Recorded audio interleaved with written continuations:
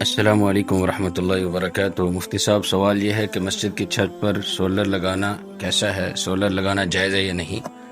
تو اس کے بارے میں عرض یہ ہے، جواب اس کا یہ ہے کہ مسجد کی ضرورت کے لیے مسجد کی چھت پر سولر سسٹم لگایا جا سکتا ہے، یہ لگانا جائز ہے، شرعاً اس میں کوئی قباحت نہیں ہے۔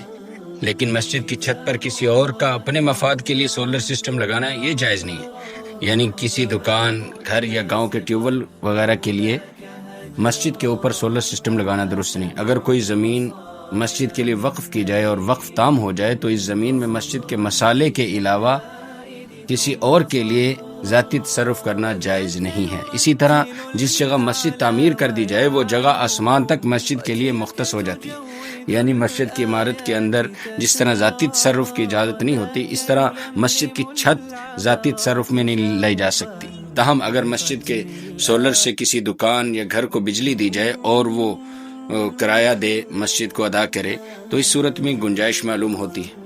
اسی طرح اگر مسجد کی چھت پر سولر لگا کر مسجد کو اس کی بجلی فری دی جائے، اس کی فری سہولت دی جائے، اور مسجد کی کمیٹی مسجد کے مفاد میں دیکھے کہ یہ زیادہ ٹھیک ہے، تو اس کی اجازت دی جا سکتی ہے۔